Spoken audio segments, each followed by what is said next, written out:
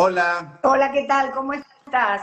¿todo ¿Bien? bien, Cristina? Muy bien, muy bien. ¿Y Bueno, tú? gracias por atenderme, sé que estás muy ocupada, así que bueno, vamos al grano, como se dice allá en el sur. Dale.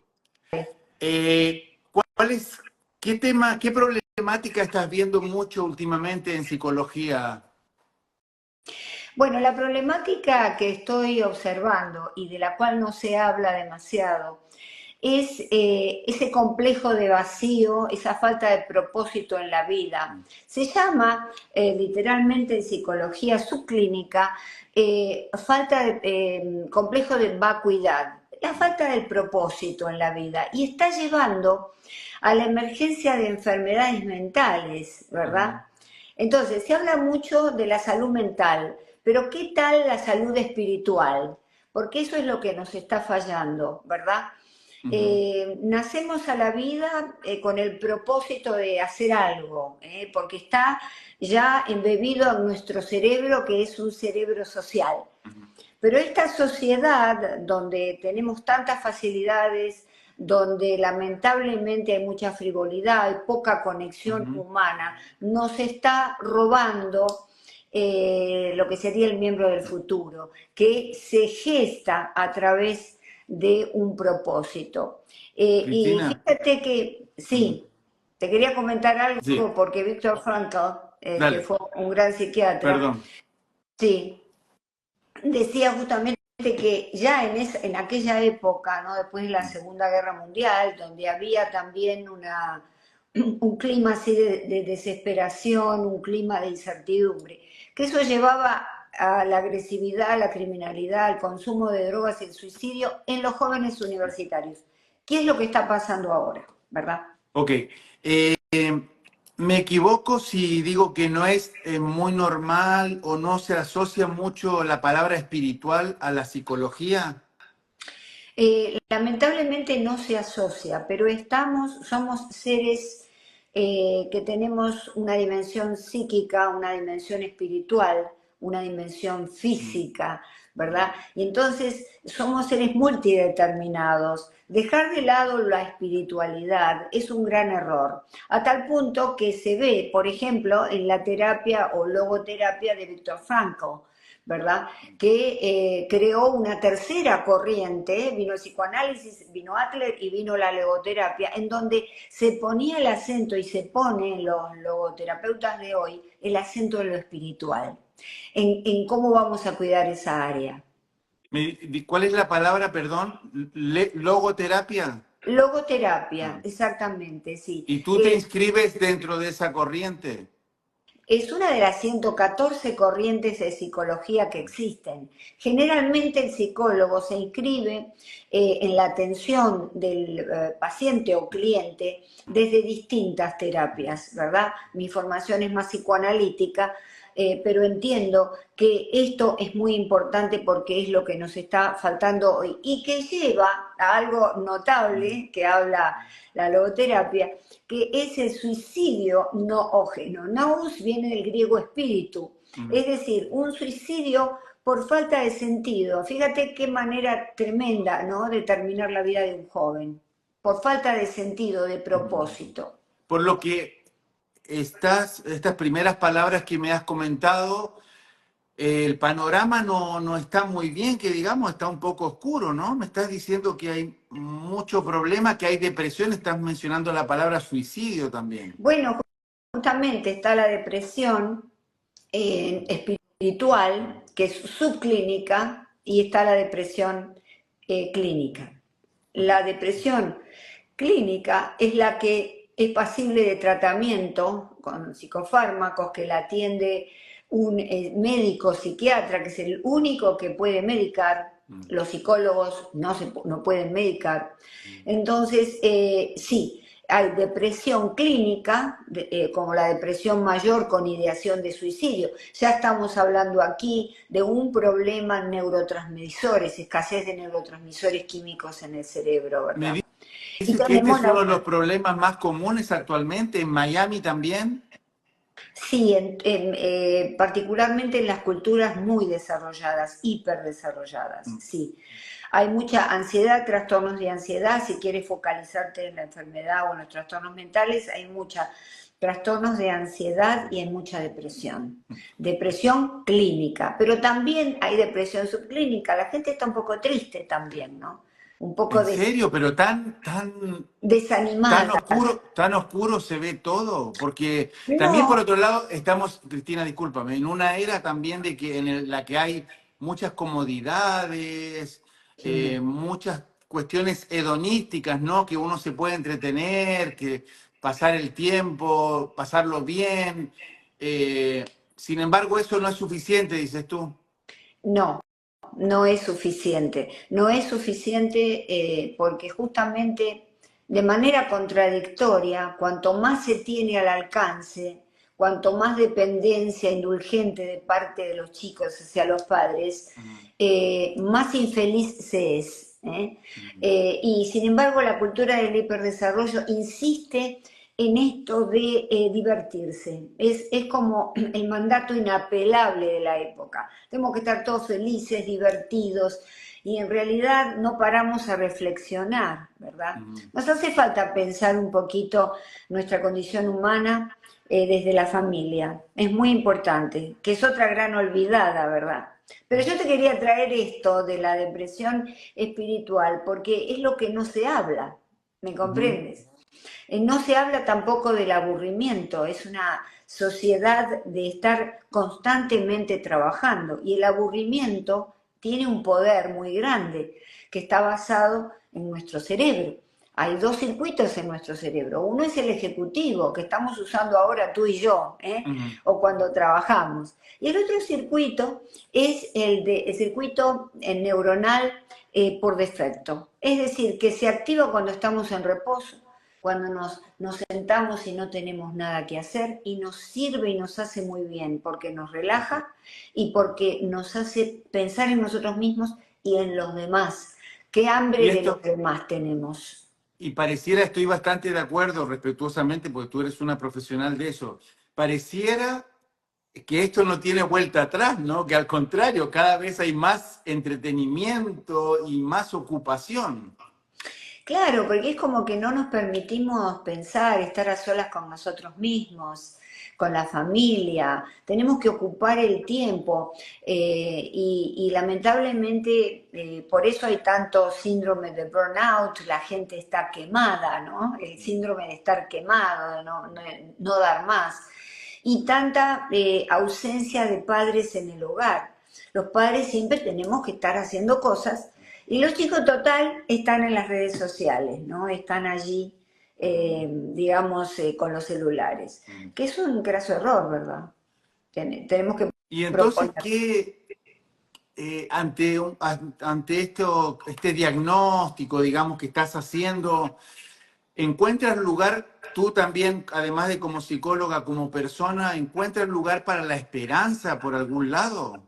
Bueno, Borges decía, tenemos el deber de la esperanza. Mm, En la caja de Pandora, cuando se fueron todos los males, quedó la esperanza en el fondo. Es decir, que tenemos la esperanza y ese deber de que las cosas van a ir mejor. Pero también no podemos ser exitistas. Tenemos que marcar lo que está pasando en esta época, que es social, es cultural, es familiar y es también histórico, porque estamos en la posmodernidad, ¿verdad?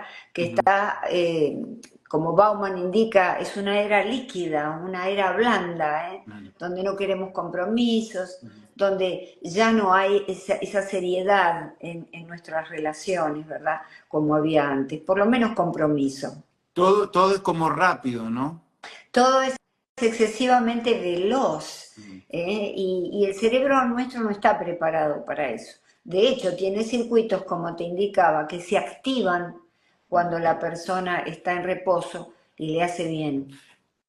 Esto que me comentas, ¿lo Sí. estás viendo desde hace una década? ¿Lo has visto desde que eras estudiante de psicología?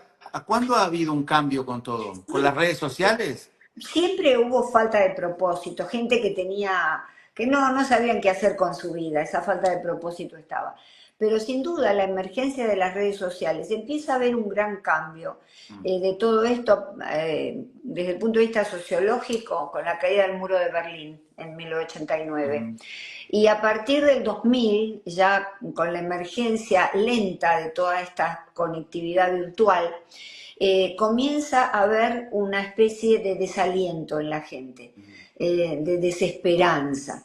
¿Por qué? Porque el cerebro nuestro, de nuevo, nuestra biología está marcada por las relaciones personales. Por ejemplo, tú y yo tomando un café, ujú, ¿no es cierto? Y hablando con nuestras amigas y amigos, pero no con la virtualidad. No está acostumbrado, estamos, digamos, de alguna manera entrenando a nuestro cerebro para otra forma ujú, de funcionamiento. Y desde ya el cerebro es muy plástico y se está adaptando, pero no sabemos los costos todavía. ujú, Por eso yo digo, Irwin, que tenemos que incentivar las relaciones familiares, ujú. vale decir, con nuestros niños, compensar las redes, lo que puede hacer no tan bueno las redes virtuales con las redes familiares, eso, Ujú. las redes naturales, Sí, jugar con nuestros hijos. te quería preguntar eso, que veo la palabra familia de manera recurrente en tus cosas, ¿no? Bueno, es que la familia es la primera institución que el hombre conoce cuando llega a esta tierra, el hombre con un masculino inclusivo, ¿no? Es decir, varones y mujeres. ¿Cuál es la primera institución donde aprendemos el ABC de la moral? ¿Cómo vamos a vivir? Es la familia. Entonces, si esa primera célula no se protege y se destruye, por ende se va a ir destruyendo con un efecto dominó la sociedad. Creo que Pero entonces, tenemos mucha tarea por delante. sí, bastante, ¿no? Y algo que uno ve, yo estoy mucho en las redes sociales como tanta gente, ¿no? Y a veces la gente cuenta episodios de dolor, ¿no? Que se falleció algún ser querido. Entonces, esto me da pie para preguntarte, yo mismo me doy pie para preguntarte, ¿qué aconsejas normalmente cuando uno está sumido en un dolor así que, de algo que no se puede curar de un día para el otro, un dolor tan fuerte como la pérdida de un ser querido? Bueno, el consejo es permitirse transitar el duelo, que va desde la negación a la aceptación, que esa persona amada ya no va a estar con nosotros. Ujú, Si hay que llorar y gritar, hacerlo. No escuchar lo que a veces los amigos con buena intención, la familia con buena intención nos dicen, no llores, ya todo va a estar bien. Tenemos que desahogarnos, hacer esa catarsis, es necesario. ujú, Si no lo podemos hacer y el duelo demora mucho tiempo y cada vez nos sentimos peor, debemos asistir a un profesional de la salud mental ujú. para que nos ayude, nos dé la mano y podamos transitar el camino del duelo. Aceptar que esa persona no está más con nosotros. Es lo que podemos hacer. Cristina, ¿por qué te dedicaste a la psicología? Bueno, generalmente siempre tuve inquietudes. En principio soy escritora y estudié filosofía y letras, pero paralelamente hacía psicología. Y ahí es donde me comencé a comparar, digamos, las disciplinas. Y si bien sigo escribiendo, me interesó mucho el tema humano de las relaciones. ¿Por qué algunas personas, como tú dices, sufrían más ante la muerte de un ser querido?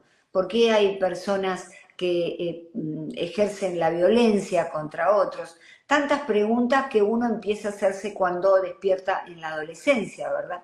Y Ujú, entonces eso te lleva de alguna manera, es una vocación, es decir, hay un llamado, ¿verdad? Como vocación ujú, es vocar y llamado. ujú. No vienes de familia de psicólogos. No, no, no, Ujú. no.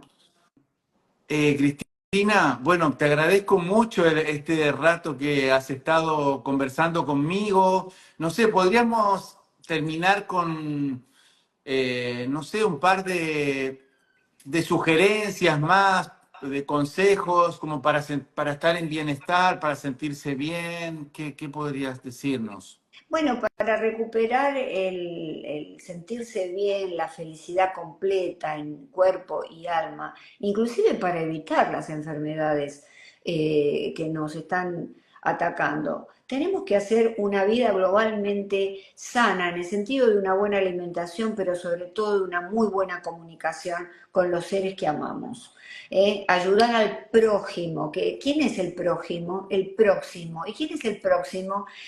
Papá, mamá, mis hijos, aquellos que amamos, porque no estamos refiriéndonos a ir a hacer, y después lo podemos hacer, ayudar a los extraños, pero ayudemos primero a generar comunicación en la familia, cenar, una cena todos los días, sin celulares y sin computadoras, y sin televisión, Ujú. Entonces empezar a contarse el día a día. Tenemos que volver a las bases de la familia, lo que pasaba muchos años atrás, que no quiere decir que uno va a volver, digamos, que no estás conectado con lo actual, pero en materia de vínculos humanos, porque mira, hay una tarea de humanización. Cuando nacemos no nacemos humanos, nacemos somos sapiens sapiens, pero la tarea de humanización se va dando lentamente en el seno de la familia. Por eso los papás, atención, saquemos tiempo al descanso, estemos con nuestros hijos si queremos ver ese cambio social. Ese cambio social se va a manifestar primero en nuestros hijos y luego en la totalidad de la sociedad. Parece simple, Sí. pero es complejo, es profundo y es necesario. No, pero igual si uno pone voluntad y se da cuenta de que esto es muy útil y que es bueno para uno y para el entorno, tiene que tratar de hacerlo. Cristina, Sí. un beso muy grande Igualmente, y gracias de igualmente. nuevo por haber participado en este Instagram mío de los Te, martes. te felicito y bueno, vas a tener mucho éxito en Muchas lo que te gracias. Bueno, apetezca. sigan a Cristina, por supuesto, en las redes, que Sí, hace una labor de divulgación muy buena. Un beso. discúlpame, Sí, unifamilia.com es mi canal de YouTube. Ahí perfecto, hay más de 2000 videos, así que todo en torno a la condición humana y la familia. perfecto. Unifamilia, Punto un abrazo, un com. beso, gracias. Y Chao, saludos para todos los que vean y los que van a ver este igualmente, video. saludos a tu audiencia. Bye. Bye, Gracias igualmente. Bye. bye.